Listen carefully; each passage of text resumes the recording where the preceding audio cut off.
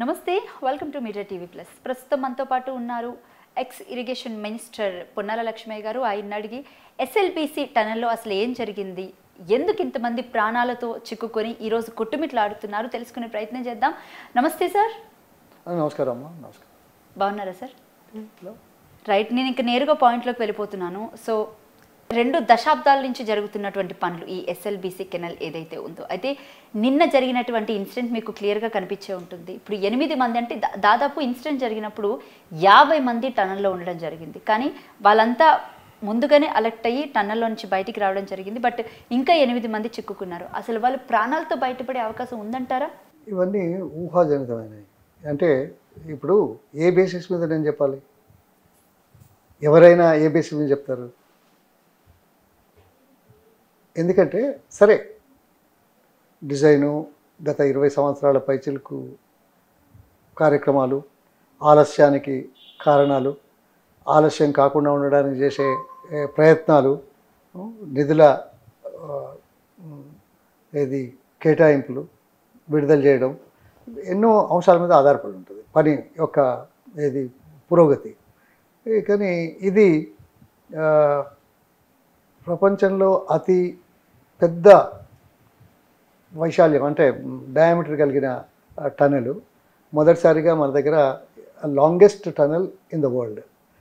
ఇది ఎందుకు అంటే శ్రీశైలం నుంచి తెలంగాణకు రావాల్సిన నీళ్లను తీసుకోవడానికి ఎప్పుడో 82-84 నుంచి చేసినా, ఎవరు ప్రయత్నం చేసినా కాలేనటువంటి పరిస్థితుల్లో సరే 2005లో ప్రారంభించి తర్వాత కేసీఆర్ గారు కూడా దాదాపు 11-12 కిలోమీటర్ల టనెల్ కార్యక్రమం. అంటే ఎవరు చేసినా ఇది కొంత ఆలస్యం జరుగుతున్నది అనేది నగ్న సత్యం.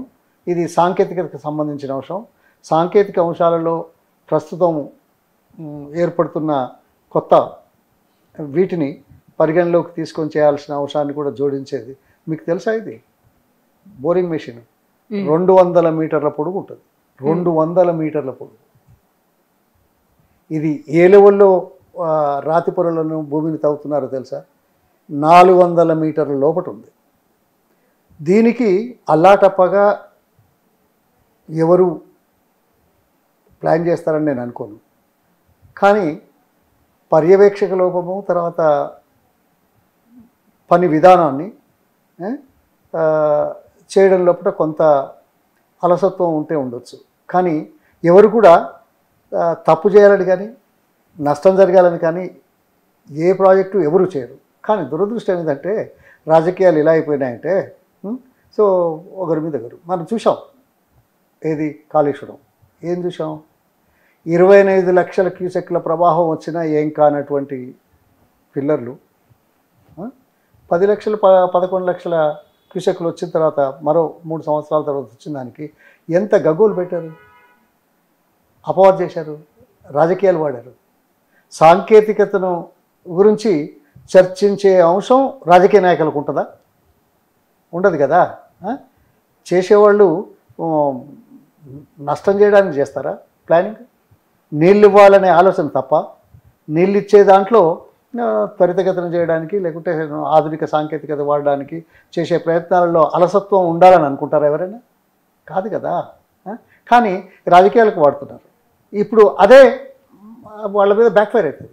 ఇది 3 పిల్లర్లు ఏంటి, దాదాపు 91,000 కూడా ఖర్చు పెట్టలేనటువంటి మొత్తం 147 టీఎంసీల నీటి సామర్థ్యాన్ని సృష్టించి వేల కొద్ది మైళ్ళ పైప్ లైన్లు, కాలువలు, రిజర్వాయర్లు తవ్వినా కానీ ఏమంటారంటే 1,00,000 కోట్లు తిన్నారనే మాట. ఇక కింది నుంచి మీద దాకా అందరూ అదే పాట పాడినారు ఎన్నికల ముందు. ఇప్పుడు అదే కార్యక్రమం జరిగితే సమాధానం చెప్పగలుగుతారా? అందుకోసం రాజకీయాలు, సాంకేతికత వేరే పెట్టి ప్రజల అవసరాల గురించి త్వరితగతిన నిర్ణయాలు చేయాల్సిన అవసరాన్ని నేను గుర్తు చేస్తున్నా. అందుకోసం సరే, అధికారం పోయింది, ఇప్పుడు వీళ్ళకి అదే అధికారం పోతుందేమో మరి 14 నెలలకే. అదేమో 10 ఏళ్ళ తర్వాత ఇది జరిగింది అని అబద్ధాలాడి ప్రజల్లో ఒక కల్పించి, అది కూడా 1 ఒక్క మనిషి ఈ టేస్ట్ వాళ్ళు అటేస్తే అధికారం వచ్చేది. అక్కడ అది ముఖ్యం కాదు. నేను అనేది ఏంటంటే పర్సెప్షన్స్ క్రియేట్ చేయడానికి రాజకీయాలు వాడుకొని అధికారం రావడానికి చేసే ఎత్తుగడలు సాంకేతిక విషయాల్లో మంచిది కాదని చెప్పినప్పటికీ కూడా రాజకీయ నాయకుడిగా ఇప్పుడు నేను అదే రాజకీయాలు చేస్తానంటే, అదే ప్రచారం చేస్తానంటే సరిపోతుందా? చేయాలనా? ఇప్పుడు 82 నుంచి చేయలేని పని సరే మొదలుపెట్టాము, తర్వాత చేశారు, ఇంకా చేయాల్సి ఉంది. అక్కడి నుంచి ఇంపోర్ట్ చేసుకోవాల్సిన అవసరం ఉంది. ఓడలలో తీసుకురావాల్సిన మెషిన్లు ఉన్నాయి. సో ఇవన్నీ ఉన్నాయి. సాంకేతిక ఇప్పుడు ఇంటర్నేషనల్, నేషనల్ అన్ని ఏజెన్సీలు కూడా చేసినాయి. అయినా నీరు పెళ్ళరుడిపోవడం, నీరు రావడం, పెద్ద ఎత్తున రావడం ఊహించినంతగా జరుగుతూ ఉంటాయి. అక్కడ ఉత్తరాఖండ్లో జరగలేదా? థాయిలాండ్లో జరగలేదా? మిగతా చోట్ల జరగలేదా? అందుకోసం ఇది జరుగుతున్నాయని నిర్లక్ష్యం కావద్దు, అలసత్వం ఉండకూడదు. కానీ అది సవరించి త్వరితగతిన చేయడానికి చేసే ప్రయత్నాలు చేయడం మంచిది. అందులో రాజకీయాలు ఎక్కువ చూస్తున్నాయి. అందులో ఇప్పుడు పాలమూరు రంగారెడ్డిలో ఏం చేశారు? కోర్టులకు వెళ్ళారు, పర్మిషన్ లేకుండా వేశారు, రాకుండా వేశారు, ఆలస్యం చేస్తున్నారు. సో ఇవన్నీ ఈ ఇరిగేషన్ విషయాలలో ప్రజల అవసరాలకు శాశ్వత ప్రాతిపదికన నీళ్లు వాడుకునే దిశలోపట చేసిన ఒక మంచి పని ఏదైతే ఉందో దాన్ని రాజకీయ కోణంలో పెట్టి భ్రష్టు పట్టిస్తున్నారు. బేసికల్లీ నువ్వు చేస్తే నేను చేయాల్సి వస్తుంది, అంతే కదా. ఇప్పుడు నల్గొండకి సంబంధించి ఈరోజు నల్గొండ ఇలా ఉండడానికి కారణం కేసీఆర్ అని చెప్పేసి ఒక కామెంట్ కూడా చేయడం జరిగింది. ఎట్లా ఉంది నల్గొండ అంటే ప్రజలకి నీళ్లు సరిగా అందకపోవడం కానివ్వండి, లేకపోతే ఈ లిఫ్ట్ ఇరిగేషన్ పనులన్నీ, ఇప్పుడు ఈ ఎస్ఎల్బిసి కెనల్ ఏదైతే ఉందో ఈ టన్నల్ ని పూర్తి చేయకపోవడం కేవలం కేసీఆర్. నేను కూడా మంత్రిగా చేశానమ్మా 7.5 సంవత్సరాలు. నా 10 ఏళ్ల టైంలో కూడా కాలేదు కదా. అయిందా? నాగార్జున సాగర్ ఎన్ని సంవత్సరాలు పట్టింది? శ్రీరామ్ సాగర్ ప్రాజెక్ట్ ఎన్ని సంవత్సరాలు పట్టింది? అవి మామూలు, అంతే కదా, రెగ్యులర్ ప్రాజెక్ట్స్. ఇదేమో ప్రపంచంలో మొదటిసారి ఇంత పెద్ద డయామీటర్ కలిగిన ఇది ప్రపంచంలోనే అతి పెద్దైన టనల్, ఇది పెద్ద టనల్, పొడుగైన టనల్ రెండు. మరి అటువంటిప్పుడు సాంకేతికతను వాడే దాంట్లో కొన్ని వచ్చే అవాంతరాలను అధిగమించి చేయాల్సిన అవసరం. అందుకోసం ఊరికే బాతాలు కొడితే, ఊరికే మాట్లాడితే ఇవాళ రేపటి ఈ ప్రసారం అదే ప్రచారం చాలా బాధ కలిగిస్తుంది. ఆయన చేయలేదు, చేయందే మరి అక్కడ ఎందుకు అయింది? వేరే ప్రాజెక్టులు ఎందుకు అయినాయి? మహబూబ్ నగర్ ప్రాజెక్టులన్నీ ఎందుకు కంప్లీట్ అయినాయి? ఏఎంఆర్పీలో నీళ్లు ఇవ్వడం లేదా? హైదరాబాద్కు 3 దశల్లో నీళ్లు తీసుకురావట్లేదా? తాగునీళ్ళు ఇంకా ఎక్కువ కావాలని శంకుశాల నుంచి తీసుకురావాలనే ప్రయత్నం ఎవరు చేశారు? కేసీఆర్. ఎందుకు చేశాడు? డెడ్ స్టోరేజ్లో ఉన్న నీళ్ళు కూడా మనం వాడుకుందాం అవసరానికి. ఎత్తిపోతల పథకమే న్యాచురల్లీ. గోదావరి మాత్రం ఎత్తిపోతలు కాకపోతే ఇంకేమైనా ఉందా? దగ్గరుంది, తొందరగా వస్తాయి, తక్కువ ఖర్చు. తర్వాత మాకు ఉండే నీళ్ళను వాడుకునే రీతిగా చేసుకునే ప్రయత్నం. కృష్ణాలో ఇప్పటికే ఇది ఉంది కదా, ఏది సుప్రీంకోర్టుకు పోవడం, సుప్రీంకోర్టులో వేయకుండా మళ్ళీ ట్రిబ్యునల్కి ఇస్తామని కేంద్ర ప్రభుత్వం చెప్పడం, కేంద్ర ప్రభుత్వం చెప్పిన తర్వాత చెప్పకముందే గతంలో ఉన్న ప్రాజెక్టులకు నీళ్ళు ఇవ్వాలనే దాని మీద కొంత ఇచ్చేయడం, ఇవన్నీ ఉన్నాయి. ఇవి కాదంటామా? ఒక్క నిమిషం, ఇంత గోల చేస్తున్నారే ఏది కృష్ణా నీళ్ళ మీద. వీళ్ళు మాట్లాడేవాళ్ళు, ఇటు కాంగ్రెస్ మాట్లాడింది, అటు బీజేపీ మాట్లాడింది. సాంకేతికంగా ఒక ఆర్టికల్ వచ్చింది న్యూస్ పేపర్లో. అది వచ్చిన రోజే అది తెలిసిందా తెలియదా, చదివినరా చదవలేదా పక్క పెడదాం. కానీ బాధ్యత కలిగిన వ్యక్తులు మాట్లాడేవాళ్ళు, కాంగ్రెస్ కానీ మన బీజేపీ నాయకులు కానీ, కనీసం వాస్తవాలను తెలుసుకునే ప్రయత్నం చేయకుండా వాస్తవాలు ప్రకటించిన తర్వాత, వాస్తవాలు వార్తాపత్రికల్లో వచ్చిన రోజే తప్పుడు సమాచారంతో ఆరోపణలు చేస్తే ఇక దానికి ఏం చెప్తాం. అందుకోసం ఈ చర్చలు నా ఉద్దేశంలో మంచిది కాదు. సాంకేతికత రాజకీయ కోణంలో లాగుద్ది. సరే, పొరపాటు జరిగినప్పుడు చర్యలు తీసుకోవాలి. ఇప్పుడు అదే అన్నారు కదా, నువ్వు మాట చెప్తున్నాను, ఒక కాంట్రాక్టర్ సంస్థ మీద బ్లాక్ లిస్ట్లో పెట్టాలన్నోళ్ళే ఇవాళ నేను అక్కడికి అదే మీరు అక్కడికి వస్తాను వస్తారు. విషయానికి వస్తాను అదే సుంకిశాల కాదు ఇంకా చాలా ఉన్నాయి. రిటర్నింగ్ వాళ్ళు కూలిపోయినప్పుడు మెయిల్ కంపెనీని బ్లాక్ లిస్ట్ లో పెట్టమని ఫస్ట్ నుంచి జరుగుతున్నటువంటి చర్చ, కానీ దాన్ని రేవంత్ రెడ్డి గారు మాత్రం దాంతోనే కంటిన్యూ చేస్తున్నారు. కాదు, రేవంత్ రెడ్డి అనే పాయింట్ అంటే నీ అవసరం కోసం, అవకాశం కోసం, ప్రచారం కోసం, పబ్బం గడుపుకోవడం కోసం ఏదైనా మాట్లాడవచ్చు అనే దౌర్భాగ్య రాజకీయాలు చేస్తున్న నాయకులు. అందుకే ఇంత త్వరితగతిన ప్రజల మద్దతు కోల్పోయిన వ్యక్తి కానీ, పార్టీ కానీ, ప్రభుత్వం కానీ ఈ 70 ఏళ్లలో ఎక్కడ చూడలే. Is a fact. How can you talk like that? మళ్ళీ వాళ్ళతో ఎందుకు చేసుకుంటావు? నీ సొంత నియోజకవర్గంలో అవసరం లేని ప్రాజెక్టును పాలమూరు రంగారెడ్డి చివరికి డబ్బులు ఖర్చు పెట్టి 1-2 సంవత్సరాల్లో పూర్తి చేసేటువంటి దానికి కొత్తగా తీసుకొచ్చి జూరాలలో మిగతా వాళ్ళ నీళ్లను దోచుకొని వస్తున్నావు. ఎవరు ముఖ్యమంత్రి కాబట్టి ఎవరు మాట్లాడడం లేదు. మీ జిల్లా వాళ్ళు మాట్లాడుతున్నారా? దానికి ఎంత మొదటి రోజు 30 రోజుల 1199, 3 నెలల 3999, దానికి ఇంకో ప్రాజెక్టు ఇంకో 1200 కలిపి 4000-5000 కోట్లు. అదే మాట ఇప్పుడు అనొచ్చా? దండుకోవడానికి చేస్తున్నాం అనే మాట అనొచ్చు కదా, అనొచ్చు కదా. అక్కడి నుంచి వచ్చే నీళ్ళు తీసుకోవడానికి అబ్జెక్షన్ ఎందుకు? పూర్తి చేస్తే కొత్తగా ఈ ప్రాజెక్ట్ ఎందుకు? అది పెంచుడు ఎందుకు? వీటన్నిటి మీద మేము అదే మాటలు మాట్లాడవచ్చు కదా. మీరు ఎన్నికల ముందు ఏం మాట్లాడినో. అందుకోసం ఈ ప్రాజెక్టుల విషయంలో సాంకేతికత ఒక అంశం, వాస్తవాలు లోపాలు రెండో అంశం, త్వరితగతిన చేయడానికి చేసే కార్యక్రమాలు మూడో అంశం. దీంట్లో నాయకుల యొక్క చిత్తశుద్ధి కావాల్సిన అవసరం. ఏదో తూతూ మంత్రంగా మనం మాట్లాడి చేయిపో అంటే అయ్యేది కాదు. లేకుంటే ఏదో ఇంట్లో డబ్బులు ఉన్నాయి కాబట్టి ఇట్లా చేసిండ్రు అంటే తప్పు. అంటే దీన్ని కూడా రాజకీయం చేయాలన్న ప్రయత్నం ఏదైతే ఉందో కాంగ్రెస్ పార్టీ నేతలకి సంబంధించి, ఇది కేసీఆర్ చేయడం వల్లే ఈ తప్పిదం జరిగింది. ఇప్పుడు ఈ ఎంటైర్ చాతగానోడు ఏమంటాడమ్మా? తెలివిలేనోడు ఏమంటాడు? నాకు తెలియలేదని చెప్పుకుంటాడా? చాతగానోడు నాకు చాతనైతే లేదని చెప్తాడా? అధికారం రావడం కోసం ఎన్ని అబద్ధాలు ఆడినారు, ఎన్ని హామీలు ఇచ్చారు. నేను అందుకే మొన్నటి మీ ఇంటర్వ్యూలో కూడా చెప్పాను. ఇప్పుడు రాజకీయాల జోలికి పోకుండా ప్రజలకిచ్చే సంక్షేమ కార్యక్రమాలు కొనసాగిస్తారా? మీరిచ్చిన 5 గ్యారంటీలు, 6 గ్యారంటీలు, 420 హామీలు, వీటికి ఎంత డబ్బు అవుతుందో చెప్తారా? ఇలా రాజకీయం లేదు కదా. మూడోది, విజనరీగా ఈ 4 ఏళ్లలో, 5 ఏళ్లలో, 6 ఏళ్లలో చేస్తామన్న పథకాలకు ఎంత అవుతుందో, సంవత్సరానికి ఎంత అవుతుందో చెప్పగలుగుతారా? ఎవరైనా చెప్పారా? నిన్న మాట్లాడాడు. దౌర్భాగ్యం. ఆయన ముఖ్యమంత్రి రేవంత్ రెడ్డి కదా. ఏం మాట్లాడాడు? చర్చకు రమ్మన్నాడు. సిగ్గుచేటమ్మా. ఓ ముఖ్యమంత్రి చర్చకు రమ్మంటాడా?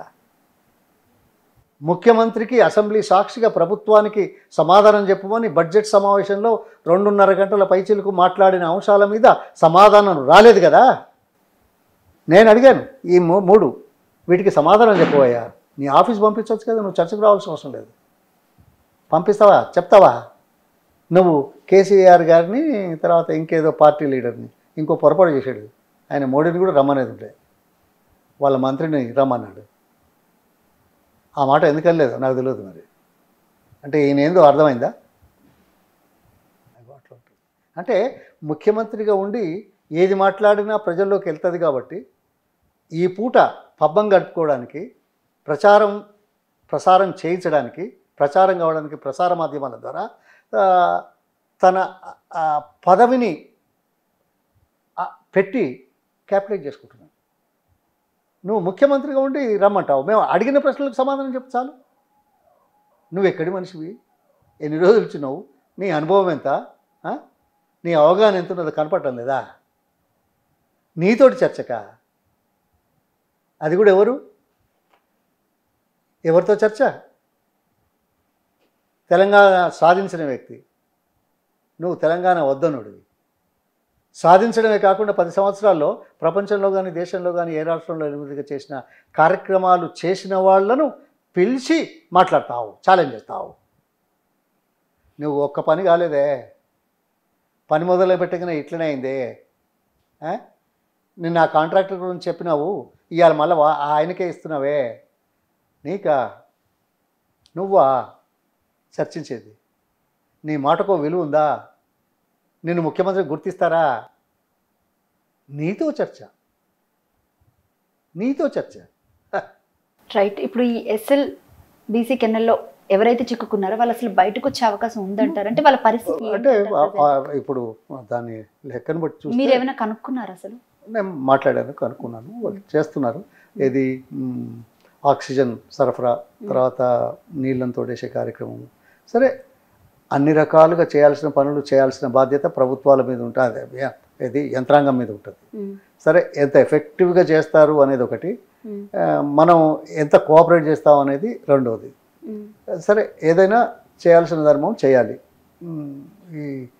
వీటి నుంచి కాపాడుకోవాల్సిన బాధ్యత అందరిది. అంటే టన్నల్కి సంబంధించి ఏదైతే ఉందో వాళ్ళు డైలీ పని చేస్తున్నప్పుడు ఒక 3-4 రోజుల నుంచే పైనుంచి పెచ్చులు అవి ఊడిపడడం, లేకపోతే వాటర్ రావడం, లీకేజ్ ఉన్నప్పటికీ కూడా వాళ్ళు పని చేయండి అని చెప్పేసి అని బలవంతంగా లోపలికి పంపించి పని చేయించారని అక్కడ ఉన్నటువంటి ఎవరైతే కార్మికులు ఉన్నారో వాళ్ళు చెప్పడం జరిగింది. అది పొరపాటు, ఎవరు చెప్పినా పొరపాటే. అంటే అది అటువంటిది లేకుండా GSNL వాళ్ళు 10 రోజుల ముందు పర్మిషన్ ఇవ్వడం కూడా జరిగింది దీనికి. అంటే ముందే అన్ని పరిశీలించి కూడా ఎలాంటి ప్రాబ్లమ్స్ లేవు, మీరు వర్క్ స్టార్ట్ చేయొచ్చు అని GSNL వాళ్ళు కూడా దీనికి పర్మిషన్ ఇచ్చారు. మనకు కనిపించింది వాటర్ లీకేజ్ అవుతున్నదని. అదేదో పూర్తి స్థాయిలో చేసుకున్న తర్వాత పని పెడితే మంచిది కదా. అంటే వీళ్ళలో పర్మిషన్ ఇచ్చినట్టు ఇక్కడ కార్మికులు ఇంత క్లియర్ గా చెప్తున్నారు కదా. అదే అంటున్నాను. మనం అబ్జర్వ్ చేసినప్పుడు తొందరపాటు చర్యలు కాకుండా ఇది ఎందుకు వస్తున్నది, గతంలో వస్తుందని మనం సమాచారం లేదు కదా, కొత్తగా వస్తున్నప్పుడు ఇది ఏంది అనేది దాన్ని పూర్తి స్థాయిలో పరిశీలన చేసి క్లీన్ చిట్ ఇచ్చిన తర్వాత పని మొదలు పెడితే బాగుంటుంది. ఇది ప్రజల జీవితాలతో ఆడుకోవడానికి చేసే ప్రయత్నం చేస్తే ఎవరైనా సహించరు. అసలు ఈ టనల్ పూర్తయ్యే అవకాశం ఉంది అంటారు? అంటే ఈ కాంగ్రెస్ హయాంలో అయినా కూడా? ఈ హయాం అహాయం కాదు, ప్రాజెక్టు పూర్తి కావాలా, చిత్తశుద్ధితో పనిచేయాలా, అవసరానికి అనుగుణంగా స్పందించాలా. అది ఈ కాంగ్రెస్ గవర్నమెంట్ ఇంకెన్ని రోజులు ఉంటుంది? 15 నెలలు అయిపోయింది కదా. అసలు ఎన్ని రోజులు ఉంటుందో కూడా తెలియదు కదా. ఈ కాంగ్రెస్ గవర్నమెంట్లో అవుతుంది అంటే అవుతుందని చెప్పాలా, కాదని చెప్పాలా? ప్రభుత్వం ఎన్ని రోజులు ఉంటుందో తెలియదు. తప్పుడు సమాచారం ఇచ్చి ప్రజలను మభ్యపెట్టి అధికారంలోకి వచ్చిన వాళ్ళు అదే విధంగా ప్రతిపక్షాలు కూడా చేస్తాయని అనుకోవచ్చు కదా. ఉంటుందా? బీజేపీ వాళ్ళు ఉండనిస్తారా? నిన్న ఇదే విషయం మీద రేవంత్ రెడ్డికి మోడీ ఫోన్ చేయడం జరిగింది, దిగ్భ్రాంతి వ్యక్తం చేయడం కూడా జరిగింది. ఓహో, అదొక ఇష్యూనా? ఒక దేశ ప్రధాని మానవతా దృక్పథంతో ఓ ముఖ్యమంత్రికి జరిగిన ప్రమాదం మీద మాట్లాడితే అది గొప్ప విషయమా? గొప్ప విషయం. ఎవరి తప్పిదం ఇది అసలు? ఎవరిది అనుకోవచ్చు? ఇక్కడ ప్రభుత్వాన్ని నిందించాలా, లేకపోతే మీరు కూర్చొని ఎవరు తప్పిదం అని అంటంగానే అయిపోద్దా? నేను మొదలేమన్నాను, వాటర్ లీకేజ్ మీరే చెప్పారు. వాళ్ళు పోయిన వాళ్ళు ఏమంటున్నారు, మొదలు చేయమన్నారు, చేసిన తర్వాత మేము చేస్తూ ఉంటే వాటర్ లీకేజ్ అవుతున్నది, అయినా కానీ చేయమన్నారు అని వాళ్ళే అంటున్నారని మీరే చెప్పారు. నేను అనడం లేదు, నేను చూడలేదు. వాళ్ళే అంటున్నప్పుడు అది పూర్తి స్థాయిలో పరిశీలించిన తర్వాత చేస్తే మంచిదనే మాట నేను చెప్పాను కదా ఇప్పుడే. ఆ రకంగా చేయించాల్సిన బాధ్యత ప్రభుత్వం మీద ఉంటుంది. అవకాశాలు తీసుకోకుండా ప్రజల జీవితాలతో చెలగాటపడకుండా చేయాల్సిన బాధ్యత ప్రభుత్వాన్ని, యంత్రాంగంది. ఇప్పుడు యంత్రాంగం ఆ రకంగా ఉందా లేదా అని పరిశీలించడానికి ప్రభుత్వంలో ఉన్న పెద్దలు చూడాలి. ఇప్పుడు ఆ టనల్లో చిక్కుకున్న 8 మంది ఎవరైతే ఉన్నారో వాళ్ళని కానీ సురక్షితంగా బయటికి తీసుకురాకపోతే వాళ్ళ రాష్ట్రాన్ని నుంచి మొత్తం ప్రజలందరినీ దింపి మేము పెద్ద ఎత్తున ఇక్కడ ధర్నాలు చేస్తామని చెప్పారు. ఎవరు? కార్మికులు. ఓకే, ఇప్పుడు ప్రాణం వ్యక్తులకు ఎవరికైనా అంతకంటే ముఖ్యమైనది ఏం లేదు. సో బాధ ఉంటుంది, ఆవేశం ఉంటుంది, చెప్తారు, వస్తారు. కానీ సొల్యూషన్ కావాలి కదా, ప్రభుత్వం మేలుకోవాలి కదా. ఓకే, వస్తారు 1,00,000 మంది, అయితే ప్రాణం వస్తుందా? రాదు. అట్లని చెప్పి ఊరుకుంటామా? కాదు. ప్రభుత్వం అప్రమత్తంగా ఉండాలని చెప్పడానికి ఇదొక హెచ్చరిక, న్యాచురల్లీ. సో దైన్యస్థితిలో ఉంది ప్రభుత్వం, పట్టించుకోవట్లేదు, సీరియస్ తీసుకోవట్లేదు అనే దానికి ఇదో నిదర్శనం. ప్రభుత్వం మీద ప్రజలకైతే నమ్మకం పోయింది. ఇప్పుడు సాంకేతికంగా ఉన్న వాళ్ళకు కూడా, కార్మికులు కూడా పోతున్నది. అంతే కదా. అంటే ఇక్కడ అమాయకుల ప్రాణాలే కదా బలిగొంటుంది. ఇప్పుడు ఎవరైనా పనిచేసే వాళ్ళు అమాయకులే కదా. వాళ్ళు పని చేయమంటే చేస్తారు, ఇది ఇలా చేయమని చెప్తారు, అలా చేయమని చెప్పేవాళ్ళు సరిగ్గా చెప్తున్నారా లేదా తెలియదు.